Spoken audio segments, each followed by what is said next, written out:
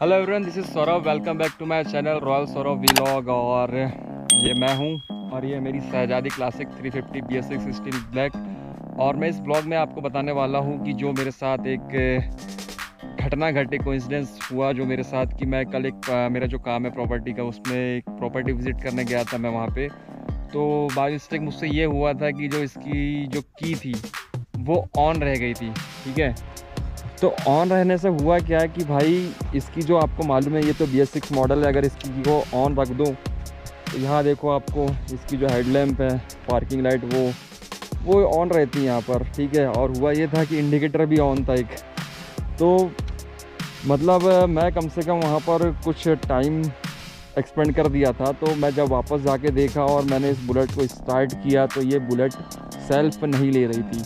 Self जब मैं मार रहा था तो एक अलग सी आवाज़ जो आपने देखा होगा, जैसे कि फोर व्हीलर जब आप स्टार्ट होती है किसी की तो किरकिर किरकिर किरकिर आवाज़ करती है, मोस्टली डीजल कार्स, और फिर वो स्टार्ट होती है, वैसे ही कुछ आवाज़ इसमें आ रही थी। तो मैं तो भाई कम्प्लीटली थोड़ा सा, एक तो दिमाग भी ख़राब हो गया था कि भाई स्टार्ट क्यों नहीं हो रही है, न्यू बाइक है, न्यू बुलेट है अपनी। तो फिर मैंने किया क्या कि मैंने देखा भाई एक तो एक किक है, किक की मदद से हो सकता है कि भाई बुलेट स्टार्ट हो जाए। उम्मीद तो कम थी क्योंकि FI बाइक है और FI बाइक में कहा जाता है कि किक का कोई मतलब नहीं है, लेकिन होपफुली ये हुआ है कि किक की मदद से ये जो बुलेट है वो स्टार्ट हो गई।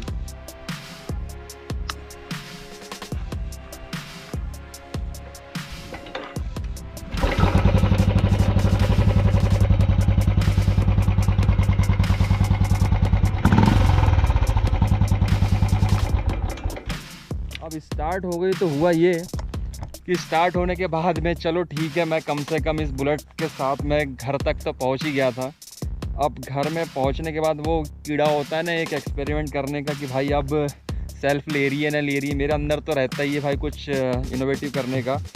तो मैंने देखा कि यार सेल्फ स्टार्ट मतलब नहीं हो रही थी इस बुलेट से।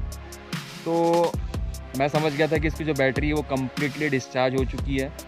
तो मैं ये सोचा कि हो सकता है होपफुली कि अगर मैं इसको स्टार्ट करके रखूँ आधा से पौन घंटा तो हो सकता है कि ये जो इसकी बैटरी है वो कम्प्लीटली रिचार्ज हो जाए, बट ऐसा नहीं हुआ।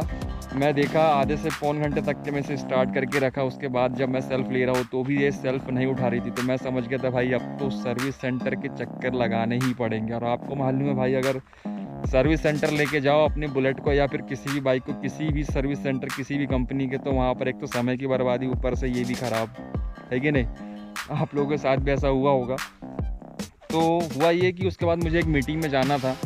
मेरे घर से कम 15 से 20 किलोमीटर दूर था वो, मुझे जाने में ऑलमोस्ट 15 से 20 मिनट्स मुझे लगे होंगे।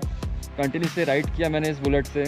तो जब मैं वहाँ पर जाकर पहुँचा और मैं सबसे पहले तो मेरा ध्यान तो इसी तरफ था भाई कि मेरे जो बुलेट है उसका सेल्फ काम कर रहा है कि नहीं, मोटर तो कहीं ख़राब नहीं हो गई, FI, मतलब बहुत सारे सवाल आ रहे थे मेरे अंदर।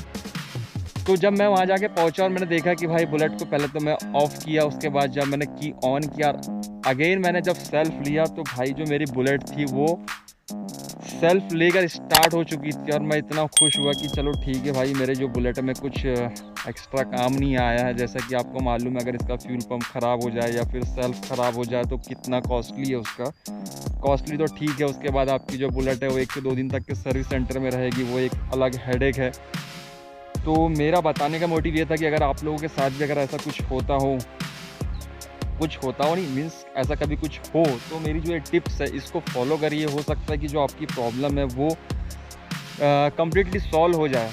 और सॉल्व हो जाएगा तो भाई उससे अच्छी चीज़ तो कोई बात है ही नहीं कि आपको सर्विस सेंटर जाने से आप लोग बच जाएंगे और आपकी जो बुलेट है वो स्टार्ट हो जाएगी। तो ये था इस ब्लॉग में। आई होप मेरा जो ब्लॉग है आप लोगों को अच्छा लगा होगा, इन्फॉर्मेटिव लगा होगा। तो प्लीज़ इस वीडियो को लाइक कर दीजिए, शेयर कर दीजिए, और मेरे चैनल पे न्यू है तो प्लीज़ मुझे सपोर्ट करिए और सब्सक्राइब करना ना भूलें। Thanks for watching.